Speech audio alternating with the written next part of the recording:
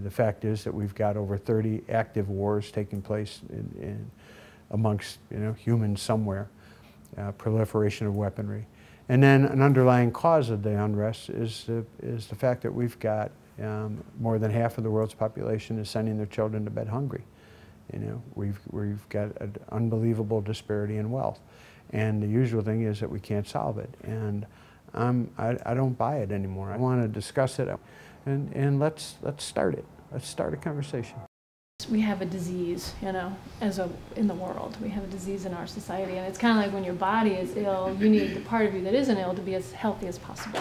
But you still need to deal with the disease. Using the ability of what we have today, we can use that to be able to promote peace so that we can actually develop what we call a paradigm of peace versus a paradigm of war. Right now, the profit of war is so much that Lockheed Martin and, Northrop Grumman and Boeing and, the military-industrial complex is a huge political force, and developed countries make a lot of money out of war.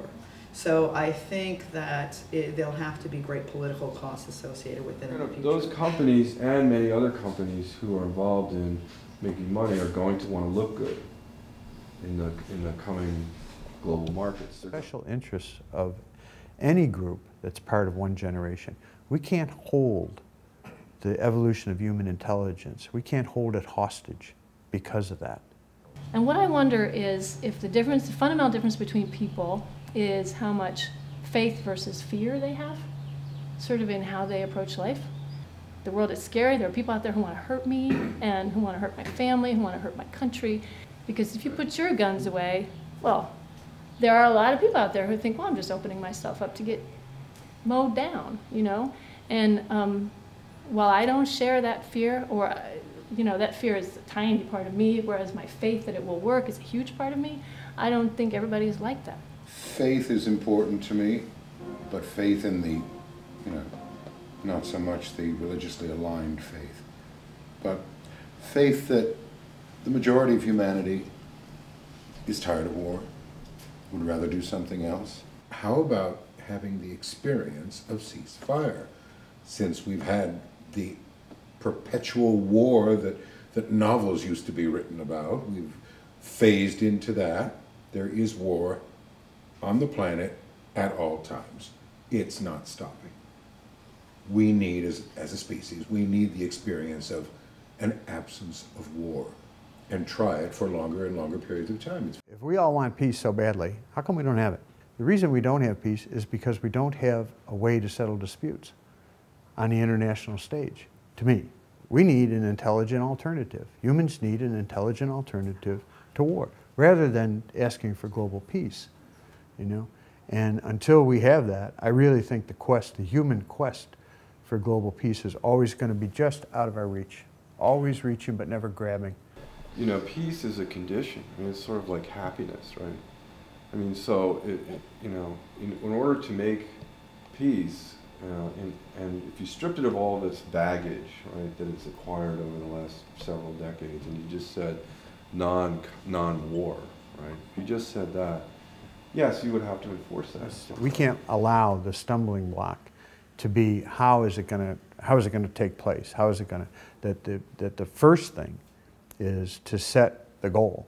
I actually think that it all goes hand in hand. That we need to the global ceasefire is so stop killing each other so we can actually address the problems that are confronting the human race today.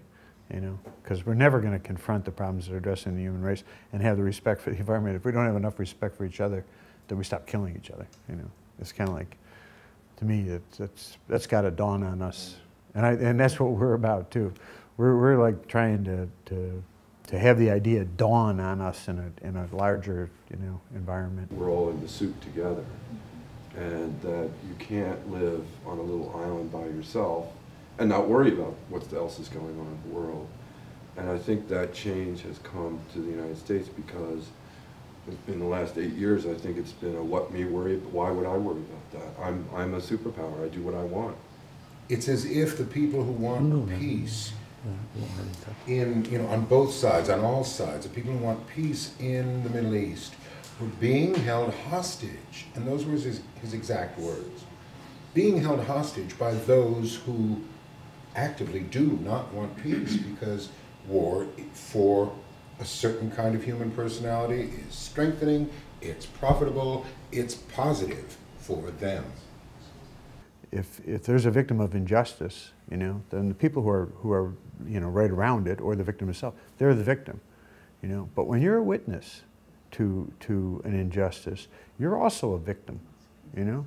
So now we've all become victims, and you know, by awareness, and what can you do? What happens when you undergo that kind of stress is that you do become sort of, I'm helpless, there's nothing I can do, I'm paralyzed, and it's part of the syndrome. So, you know, you're right, it's very important to make people feel that there is something that they can do about it, and some kind of positive change that can be made, or they just sit there stuck. I think that this idea, that the thing that struck me the most too was the empowerment with people, because people are so helpless and it is so painful, and we do gloss it over because it is so painful. As a parent, as a grandparent, how can you watch children suffering throughout the world, dying of malnutrition? It's heartbreaking, it rips you apart. So you have to anesthetize yourself to it, because you feel helpless, you feel like there's nothing you can do. But if you have something like this, that you can speak up and you have a voice and you can say, you know, let's stop this. There must be something that we can do in our process to change, to stop doing this and stop handing this kind of world, this kind of behavior off to our kids. And in that, just in itself, is so empowering for people. I think just to have that would change our lives so much. We're actually participating in a shift of evolvement and a tremendous growth as a humanity, and that we're being asked to step back and to see which direction we really want to go in. You know, as always, when I talk about stuff that really matters to me, I'm leaving with more questions than answers, you know. But also, I always feel like it's sort of like going to the well, you know. And whenever you go to the well, meaning that you're talking to people about stuff that's really important to you and that you think is important to the world, you carry some of that water back with you, always. And that's why I think that this is where change happens, is in people's living rooms, having these conversations.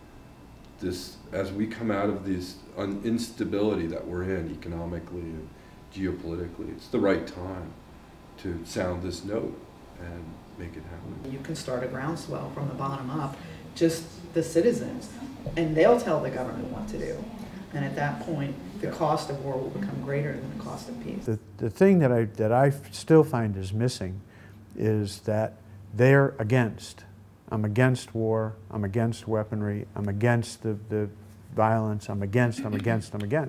And I'm saying at this particular point, what we need to do is we need to coalesce into an idea of what we're for, you know? And that's what I think is what, I think the role that we could play is to say, you know what, if we're going to change the way that we actually are settling our disputes, then we're going to have to be for, not against, but for an intelligent alternative.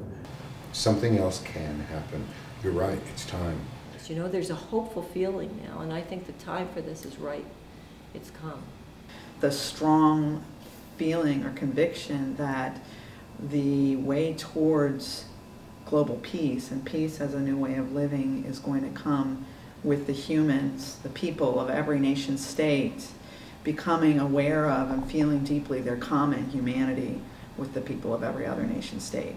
Our leaders will follow if we ask for it. To be here and to have this discussion taking place, it's what I think needs to take place. And the more often, the greater number of people that we will arrive at that point where Barack Obama does ask the rest of the world to join us. And I think that we've taken the first step at addressing our responsibility to a decent, informed, intelligent, long-term global policy.